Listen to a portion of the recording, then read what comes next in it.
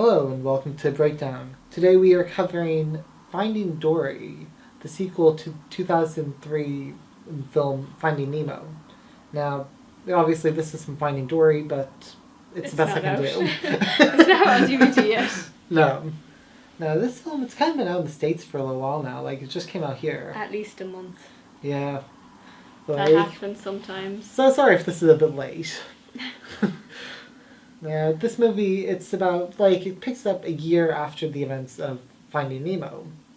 And they're living together, Dory's got her own place nearby.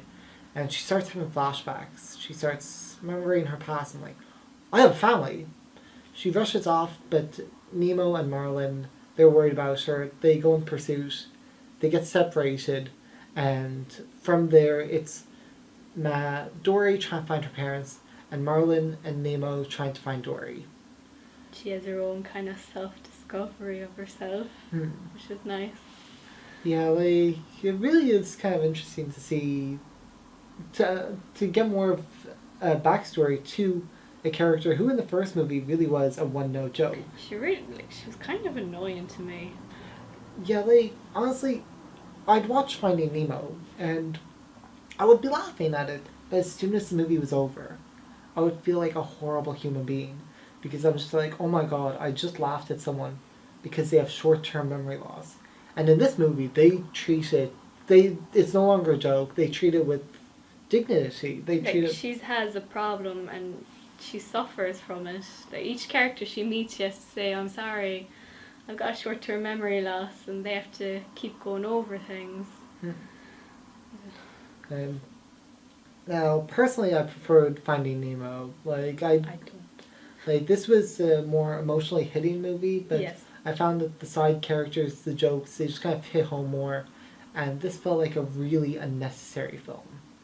For me, the fact it makes me connect to it more emotionally means it's a better movie for me. I forget about Finding Nemo. I'd rather not watch it. It's not Pixar's best. It's not their best, but no. They've got high enough. Oh yeah, they've made some great things. Yeah, they've had one or two hits. Yeah, and one of the things that wasn't needed in this movie was Nemo and Marlin. Yeah. It seemed out of place. It kept cutting back to them, and it kind of got away from the story. Yeah, anytime we cut back to them, I was like, oh, right. Okay, I'll just kind of wait until they're gone so we can get back to the actual story. The only thing I liked about them is they made a new friend who was a bit of a weird bird. I found that they tried too hard with the weird characters in this. There's that sea lion. There's these two sea lions that help them out. But then there's this other sea lion, and you know that he's weird because he's got the bug eyes and the unibrow. It's just oh, he looks weird, so he must be the weirdo. He really stands out. It was a very dated joke, that type of character, I find. I actually thought it was an old character.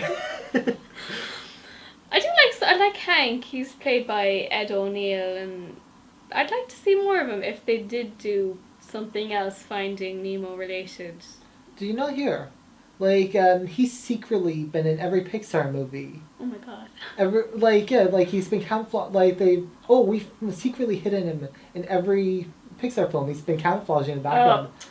And it's just this is the big reveal, this movie, and this is the big reveal of a character that you've been building up for all these years.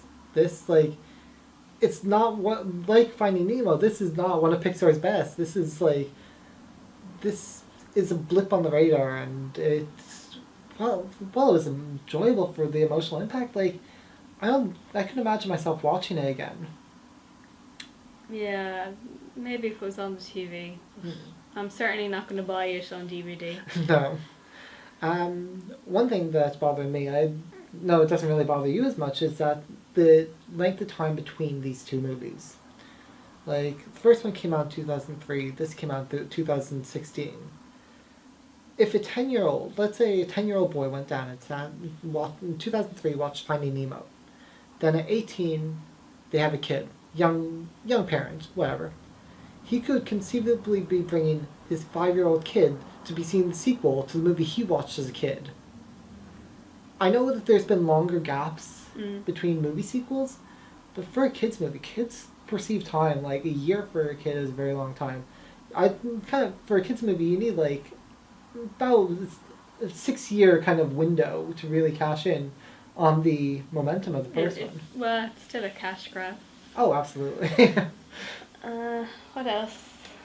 There were a lot of good jokes in this film. Like probably the one that made me laugh the most was like Dory finds out that she's from this Marine Institute, and she kind of gets separated, and she's in this murky water, and she's like, "Hello, hello," and a voice calls back to her. It's like, "Hello, hi, who's that?" I'm not gonna spoil it, but it's You'll know the voice yes. straight away. Like that was probably the best joke in the film for me. One of the things I liked the most were the flashback scenes where you see Dory as a little baby fish.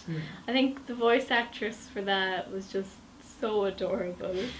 That's what makes you feel during this movie, the flashback scenes. Yeah, and it wasn't like in friggin' Man of Steel where like the flashbacks didn't really have much relevance really. This was directly, it kind off. of moved the story further. Yeah, she would see something and be like, "Oh my god, how did I forget that?" And it really, that's part of the emotional impact of the short-term memory loss issue that was brought up here. Yeah. Now, another thing that they do well here, and they did it well in Finding Nemo as well, was showing the impact, how fish perceive humans. Yes, oh my god, there's a fantastically scary scene where you see kids interacting with fish, and it's a bit like the Toy Story movie where the kids come into the school and all the toys try to hide. Oh, the second one, yes. Okay. Third. Is it third? Okay. Yeah. I thought you were talking about the first one where there's the strange kid next door who is making the hybrid toys. And kids are scary. They can be terrifying. But funnily enough, the first Finding Nemo movie, after it was released, in the years that followed, clownfish, the type of fish that Marlin and Nemo are, have become endangered because everyone wants to have a pet Nemo, which kind of goes against the whole point of the film. But so like, I'm kind of like, oh crap, now blue tangs are going to be targeted because that's the type of fish that Dory is. I found the ending to this being very over the top. Like the whole sequence. It wasn't the greatest ending in the book. No. It kind of made no sense how it got to that point. Yeah. Like, they were able to travel around this Marine Institute really easily. Oh, yeah. And octopuses can't survive out of water that long. As much as I liked him, he needs to get in some water. Like, I liked the whale shark. I liked a lot of the supporting characters. I liked the thing at the very end. There's a bit after the credits. Yeah, so maybe stay for it. If you were a fan of the first movie, stay for it, because like it's a real kind of like, it's a funny little bit. Didn't like that this was a year later. Could have taken place like a month later. I'm no marine biologist, but I'm pretty sure Nemo would be a bit bigger after a year. There's another thing I liked. Now, this always happens with Pixar's movies. There's a short little film beforehand, and the animation is just gorgeous. As soon as it started, I was like blown away. What was it called again? Piper, yes. It's like one of those, no dialogue, just a really kind of cute little short film. And for me, like, yeah, the visuals were great, but for me, the thing that really hit me was right at the very start, the waves crashing onto the beach. To me, that was photorealistic. That was amazing. I thought it was real to begin with. But they don't do that. But no, like, Finding Dory, I preferred Finding Nemo over it. It was an unnecessary sequel. It, like... I think little kids will love this. That's the important thing. Like, oh, sorry, go on. No, just families. It'd be a good time for them. I just found it spun its wheels. I've found, like, okay, you have to do this, and then they go and they do that and realize, like, oh no, that wasn't... The story just keeps going, and it could have ended sooner. It just keeps swimming, Yeah. Like, it's like Mario, which is kind of like, oh no, the princess in another castle, you know. But it's a fine movie. Yeah, like it's a colorful distraction for kids. Mm. Adults can appreciate the emotional impact, like what Dory's going through. Um, it wasn't necessary, but like honestly, I think the Pixar would be better to stick to original kind of films because their sequels. Other than Toy Story. Yeah, like, well, yeah, but like generally, But their yeah. sequels happened really. But yeah, so that's the review. Thank you for your time. If you like the video, please like and subscribe, and tune in next week.